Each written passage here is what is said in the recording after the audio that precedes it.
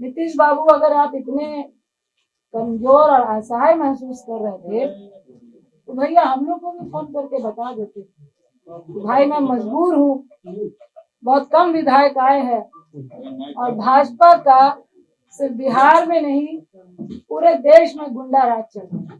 मैं तो आपसे ये पूछना चाहती हूँ कि आपको आखिर हो क्या गया है, इतने अपंग क्यों हो चुके हैं? ऐसी कौन सी चीजें हैं जिसके दबाव में आप वो सब कुछ कर रहे हैं जो बिहार को गवारा नहीं है? क्या बालिका गृह कांड है? क्या आपकी बहुत सारी फाइलें हैं? क्या आपके केस है?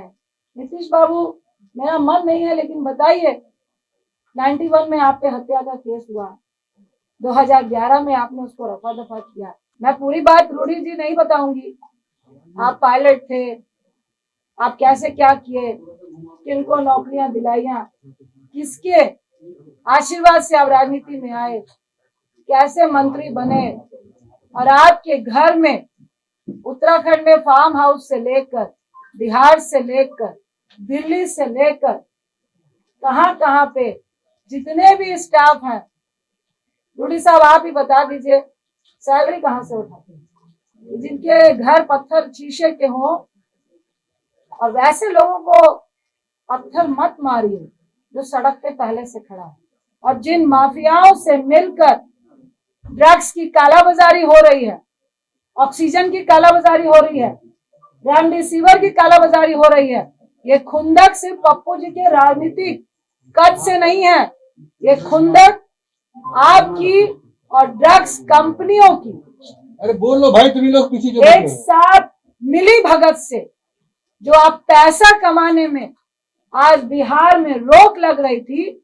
हर अस्पताल में लगातार लोग रोक लगा रहे थे, हर अस्पताल में एक तरफ 95,000 का ऑक्सीजन सिलेंडर मिल रहा था तो कोई व्यक्ति आपको फ्री में पहुंचा रहा था, आपकी दुकान बंद हो गई।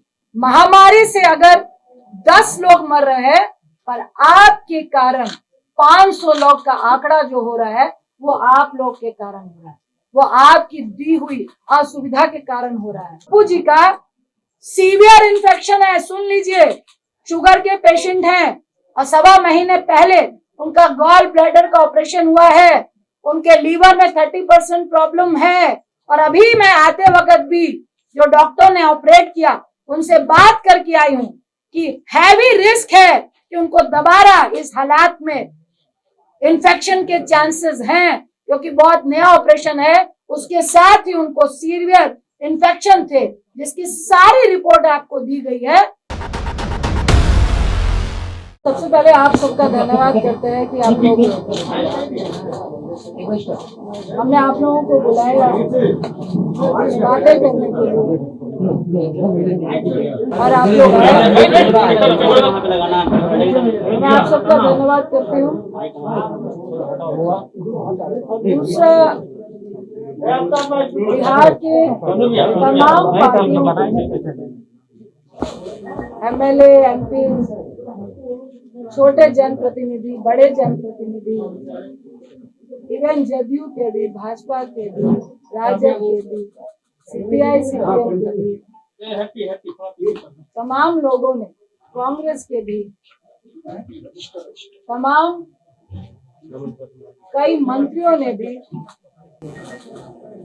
जो सपोर्ट किया पप्पू जी को, उसके लिए हम सबका धन्यवाद करते हैं। तीसरी बात, बहुत राजनीतिक लोग भी चाहते थे कि आज की प्रेस कॉन्फ्रेंस में हम लोग भी साथ आपके खड़े हो।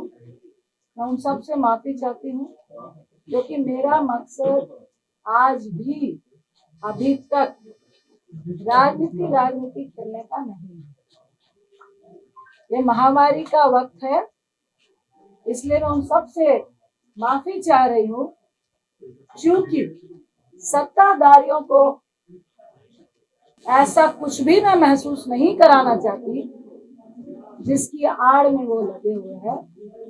ये महामारी का वक्त है, लोगों को बचाने का वक्त है, इसलिए मैं माफी चाहूंगी कि मुझे ये प्रेस कॉन्फ्रेंस को राजनीतिक लोगों के साथ नहीं करना है। मैं उन सब का धन्यवाद करती हूँ कि जो तहे दिल से पप्पू जी के साथ है। सही मायने में देखिए, लोग पप्पू जी के साथ इसलिए नहीं खड़े हैं कि अभी 4 दिन में चुनाव हो रहा है या कुछ ऐसा होने वाला है, उनकी बहुत बड़ी पार्टी है। आज इसलिए खड़े हैं लोग क्योंकि महामारी चल रही है, पैंडेमिक चल रहा है, दूसरी लहर चल रही है और कईयों की जानें जा रही हैं। सब लोग भयभीत हैं और उस भय में हम और आप एक दूसरे का सपोर्ट बन रहे हैं।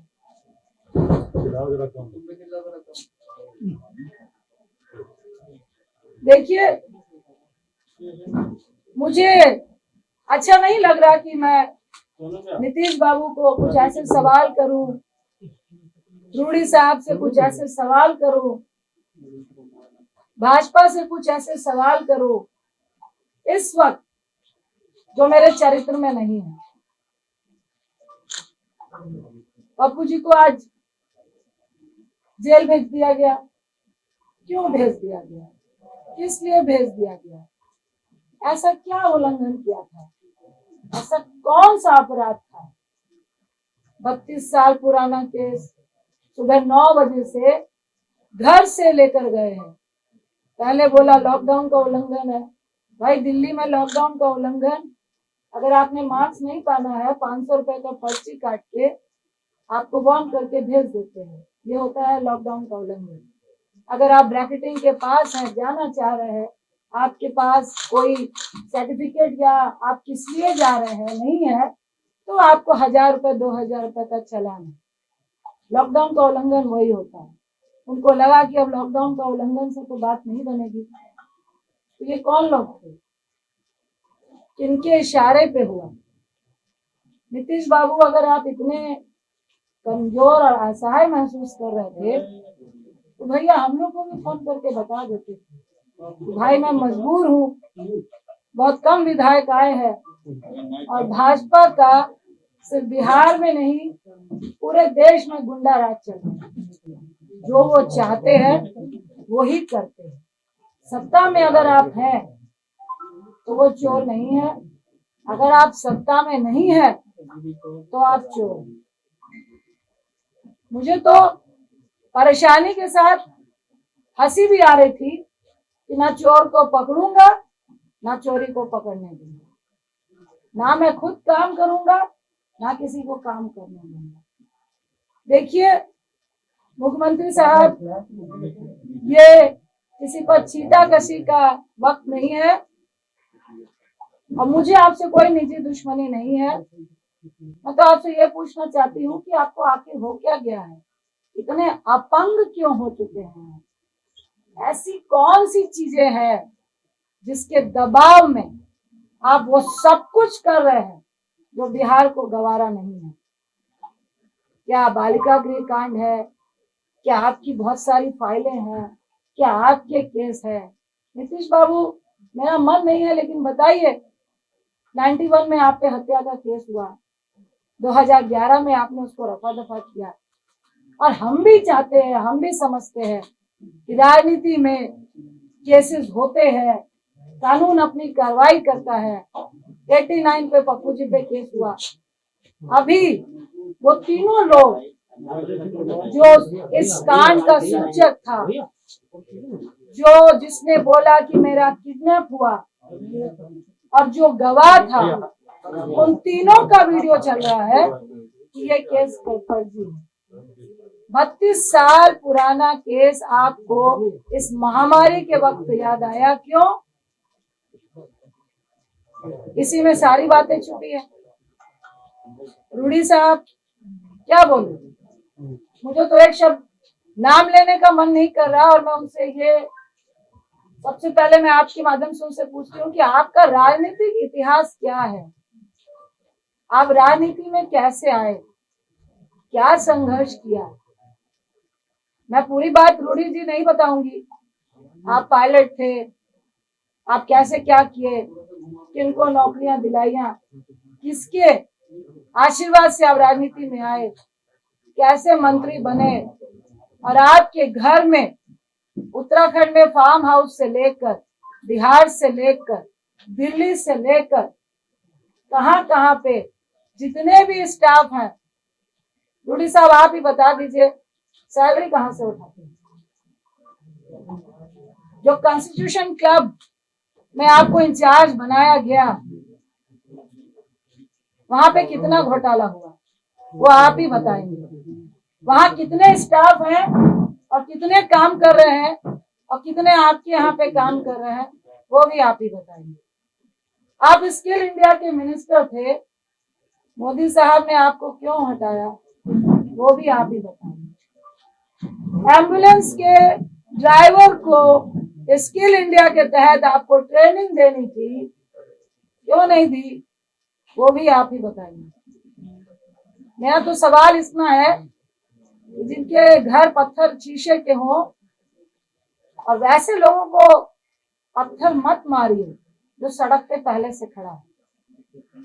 इतना आसान नहीं होता है, ये कोई ड्रामा या नाटक नहीं चल रहा है कि हम पिक्चर खिंचाने के लिए लाशों के ढेर पे जा रहे हैं, फोटो खिंचाने के लिए शमशान घाट में जा रहे हैं, फोटो खिंचाने के लिए अस्पताल अस्पताल घूमने का काम कर रहे हैं।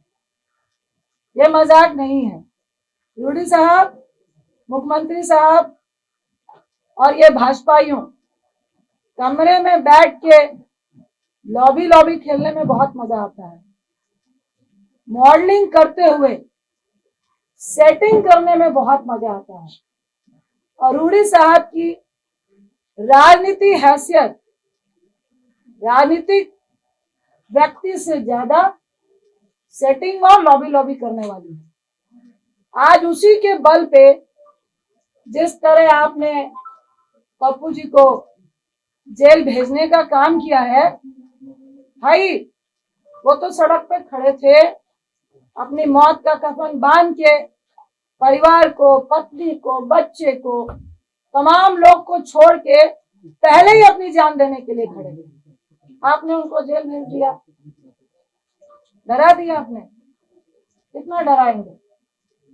आपने तो मुझे भी जगा दिया।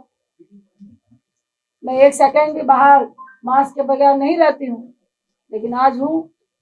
आपने किया। अब जब तक पप्पू जी जेल में है, खेल तो होगा और अस्पतालों का निरीक्षण भी होगा। जो बेड आप लोग बेच रहे हैं प्राइवेट और सरकारी, और जिन माफियाओं से मिलकर ड्रग्स की कालाबाजारी हो रही है, ऑक्सीजन की कालाबाजारी हो रही है, रेमडेसिविर की कालाबाजारी हो रही है, ये खुंदक सिर्फ पप्पू जी के राजनीतिक कद से नहीं है, ये खुंदक आपकी और ड्रग्स कंपनियों की अरे बोल लो भाई, तुम लोग पीछे जो एक साथ मिली भगत से जो आप पैसा कमाने में आज बिहार में रोक लग रही थी। हर अस्पताल में लगातार लोग रोक लगा रहे थे। हर अस्पताल में एक तरफ 95,000 का ऑक्सीजन सिलेंडर मिल रहा था, तो कोई व्यक्ति आपको फ्री में पहुंचा रहा था, आपकी दुकान बंद हो गई। आपने छेड़ा है, अब तो हम लोग भी चप्पा चप्पा छानेंगे। कितनी मिली भगत है, ये तो सबके सामने है, सरेआम है कि जहां पर शमशान घाट में 200 लाशें जल रही हैं, वहां आप 10 दिखाते हैं। सिर्फ बिहार में नहीं, हर जगह पे, उत्तर प्रदेश में, दिल्ली में, मध्य प्रदेश में, जहां जाइए वहीं ये हाल है। देखिए, सत्ताधारियों को उतना ही डराना चाहिए जितने में लोग डरे। इतना भी मत डराइए कि लोग डरना भूल जाए। और जो सड़क पे खड़ा हुआ व्यक्ति को आप जब डराने की कोशिश करते हैं, मौत का कफन बांध के खड़ा हुआ व्यक्ति, उस व्यक्ति को जब आप डराने की कोशिश करते हैं तो डर खुद डर जाता है। ये सत्ताधारियों को समझना चाहिए। और इस महामारी में भी सबसे बड़ी अगर कोई महामारी है, वो है लालची सत्ताधारी जो इस बड़ी महामारी से भी बड़ी महामारी है, वैसे लोग जो आज सत्ता में विराजमान है, जो जनता को मरते देखकर कीड़े मकोड़े समझते हैं और खुद को उनको मारने वाली दवाई समझते हैं। मुख्यमंत्री साहब, आप और आपका गैंग और ये भाजपाई आज जनता को महामारी में कीड़े मकोड़ों की तरह मारने वाली आप लोग दवाई बने। महामारी से अगर 10 लोग मर रहे हैं, पर आपके कारण 500 लोग का आंकड़ा जो हो रहा है वो आप लोग के कारण हो रहा है, वो आपकी दी हुई असुविधा के कारण हो रहा है, वो आपकी अव्यवस्था के कारण हो रहा है। बापू जी का क्या दोष था? आपके तमाम सरकारी अस्पतालों का निरीक्षण, जिसमें आप रूम में बैठ के मास्क लगाकर जूम से बता रहे हैं कि 25,000 रेमडेसिविर है, इतने ऑक्सीजन सिलेंडर है, इतनी दवाइयां हैं, इतने बेड हैं, इतने वेंटिलेटर हैं। क्या आपने ये बताया कि कितने वेंटिलेटर काम कर रहे हैं? अरे मेरी ही कंस्टिट्यूंसी में 6 वेंटिलेटर है और मैं राजनीति नहीं कर रही थी। लेकिन इसका यह मतलब नहीं जो कह रहे थे कि मधेपुरा और सुपौल की खबर लीजिए, आपको डाटा दूं क्या? वहां पे कितने ऑक्सीजन सिलेंडर है, कहां कहां क्वारंटाइन सेंटर है और कितने आपके वेंटिलेटर चल रहे हैं और कौन लोग वहां पे जा रहे हैं। अरे आपके पास तो डॉक्टर और नर्स भी नहीं है जो ये बता सके कि ऑक्सीजन देना कैसे है। आपने 120 रेमडेसिविर दिए हैं, आपने 250 ऑक्सीजन सिलेंडर दिए हैं। हमने पूछा सिविल सर्जन को, भाई साहब 500 लोगों को ऑक्सीजन लगेगा तो क्या करेंगे? तो मैडम दरभंगा में बैकअप है। तो हमने कहा व्यक्ति मरेगा तब तक आप लेकर आएंगे, आप मुंह मत खुलवाइए। और हम लोग सिर्फ मुंह इसलिए नहीं खोल रहे हैं कि लोग पैनिक नहीं हो, लोग नहीं डर, लोग भयावह नहीं हो। क्योंकि जिसका 95 भी ऑक्सीजन होता है, अगर उसको ये मालूम चल जाता है कि अस्पताल में ऑक्सीजन सिलेंडर नहीं है, उसका ऑक्सीजन लेवल वहीं से 90 और 88 चला जाता है। इस दर्द के कारण आपकी बातों को नहीं बोल रहे, इस दर्द के कारण आपसे हम लोग बात नहीं करना चाह रहे थे। लेकिन आज जिस तरह की स्थिति आपने पैदा की है, तो नीतीश बाबू आपको भी जवाब देना पड़ेगा, रूडी जी आपको भी जवाब देना पड़ेगा। और ये कौन सा मंत्रालय है जो फेलियर के नाम से, कौन से लोग हैं, कौन से ब्यूरोक्रेट्स हैं जिनको आपने कभी अपना ओएसडी बनाया, फिर उनको मंत्री बनाया, और आज वो सबकी मिली भगत से उनकी दुकान नहीं बंद हो जिसके लिए आप मुंह बंद कराना चाहते हैं। अरे कितनों का मुंह बंद कराएंगे? और शर्म आनी चाहिए और थोड़ा डरिए। आप पप्पू जी को जेल में बंद कर देंगे तो क्या लोगों को मरने देंगे? आपकी ये मंशा है कि लोग मरे और हम तमाशा देखें? गोल्फ के मैदान में गोल्फ खेलते हुए कि भाई स्थिति बहुत पैनिक है, मुझे तो बहुत डर लग रहा है, आई एम वेरी सेफ कहने में बहुत मजा आता है। मोदी साहब आप भी आइए, जो सेंटर में चुप्पी साध के बैठे हैं, ये आपके ही क्रियाकलापों का प्रेरणा है जो आज आपके लोग कर रहे हैं। पहले जब सेकेंड लहर आई, दूसरी लहर आई, तो आप सत्ता के जुनून में, जीतने के जुनून में इतने पागल थे कि हमारे देश में ये जो महामारी की आपदा है, ये प्राकृतिक आपदा से ज्यादा WHO और पूरे वर्ल्ड के कंट्री का ये कहना है कि 90% हमारे देश की जो आपदा है वो मैन मेड है। आपके प्रधानमंत्री, आपके सत्ताधारियों ने इसको जबरदस्ती फैलाने का काम किया है, लोगों को मारने का काम किया है। और आपको शर्म नहीं आ रही कि उस बीच में अगर कुछ लोग अपनी जान की परवाह किए बगैर आपकी मदद करना चाहते हैं तो आप जेल खेल रहे हैं, आप राजनीति खेल रहे हैं, आप लॉबी खेल रहे हैं। देखिए, मुझे लॉबी खेलने का कोई शौक नहीं है, ना इस वक्त राजनीति खेलने का शौक है, और ना ही जो खेलेगा उसको खेलते देते रहने का, देखने का शौक। देखिए, जो चौराहे पे है वो तो रहेगा। जो डर रहा है वो इस बात को समझे कि जल्द से जल्द अगर पप्पू जी की रिहाई नहीं हुई और ये ड्रामा चलता रहा तो बहुत जल्द आपको भी मुख्यमंत्री आवास से निकलना पड़ेगा, आपके मंत्रियों को मुख्यमंत्री आवास से निकलना पड़ेगा और चौराहे में खड़ा होना पड़ेगा और जवाब देना पड़ेगा। ये दिल्ली में बैठ के जूम से काम नहीं चलेगा। अगर आज आप फर्जी केस में पप्पू जी को जेल में डाल के ये जो प्रशासन और डॉक्टर का खेला खेल रहे हैं, 3 दिन से उनको पटना से मधेपुरा, मधेपुरा से वीरपुर और अभी प्रशासन और डॉक्टर के सूत्रों से हम बता रहे हैं कि उनको दरभंगा आप भेज रहे हैं और उसमें डॉक्टर बोल रहे हैं कि हमने लिखा है कि higher medicine, higher doctor facility की रिक्वायर। अब प्रशासन जाने की उनको कहाँ भेजना है, प्रशासन कह रहा है कि डॉक्टर जाने की उनको कहाँ भेजना है। अरे आपका तो एक भी हॉस्पिटल में ऑक्सीजन सिलेंडर नहीं है। आप पप्पू जी का सीवियर इन्फेक्शन है, सुन लीजिए, शुगर के पेशेंट हैं और 1.25 महीने पहले उनका गॉल ब्लैडर का ऑपरेशन हुआ है, उनके लीवर में 30% प्रॉब्लम है और अभी मैं आते वक्त भी जो डॉक्टर ने ऑपरेट किया उनसे बात करके आई हूं कि हैवी रिस्क है कि उनको दोबारा इस हालात में इन्फेक्शन के चांसेस हैं, क्योंकि बहुत नया ऑपरेशन है। उसके साथ ही उनको सीवियर इन्फेक्शन थे, जिसकी सारी रिपोर्ट आपको दी गई है। मैं फिर आपको आगाह करूंगी कि ये खेला बंद कर दीजिए, ये राजनीति बंद कर दीजिए, उनको रिहा कीजिए और आपके जेल के अंदर वो पॉजिटिव होके आएंगे तो ना मैं माफ करूंगी ना आपको जनता माफ करेगी। और सिर्फ माफी से काम नहीं चलेगा।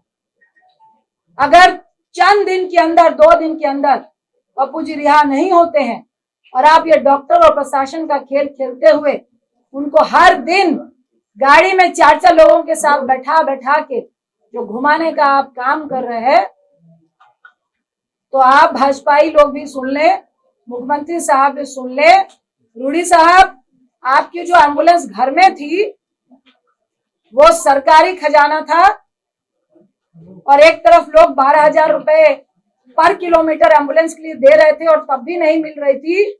मैं अनशन में बैठूंगी जब तक आपको जेल के अंदर नहीं कर दिया जाएगा।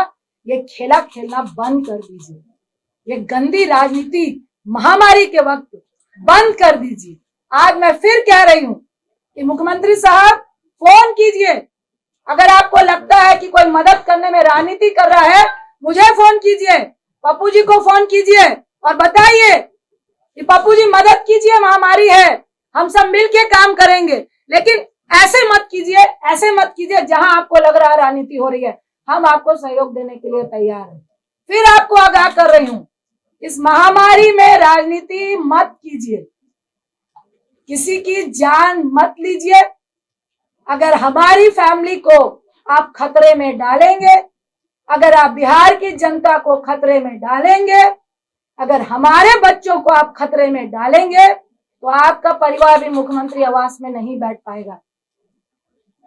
आपका बेटे की मैं रिस्पेक्ट करती हूँ, भूल हो गई, आपका पूरा परिवार नहीं है, लेकिन मैं टिप्पणी नहीं करूंगी। भाजपाइयों का परिवार है, जो मॉडलिंग करते हैं उनका परिवार है और मुझे सबके परिवार के लिए दया है और सबके परिवार की फिक्र है। इसीलिए हम लोग चुपचाप बैठे थे, इसीलिए आज मेरा बेटा यहाँ नहीं आया, क्योंकि मैंने अपना रिस्क लिया, उसका नहीं लिया। बेटा रुक जाओ, पैंडेमिक चल रहा है और ये बहुत गुंडाई राज वाले लोग हैं, किसी की परवाह नहीं है।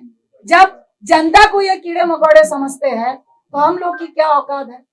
लेकिन औकात उसी की होती है जो गोल्फ लिंक में बैठकर गोल्फ खेल रहा होता है और पेस 3 होता है, जो सड़क पे होता है, उसको औकात दिखाने की कोशिश नहीं कीजिएगा।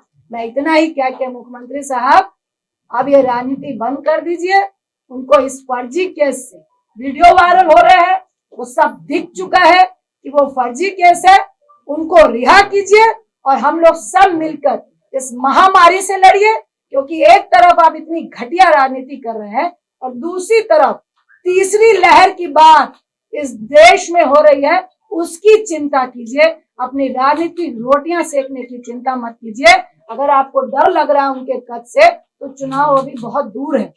तब तक जनता भूल जाती है कि आपको हम लोगों से ज्यादा मालूम है। इसलिए महामारी की फिक्र कीजिए, राजनीति की फिक्र मत कीजिए। बहुत बहुत धन्यवाद।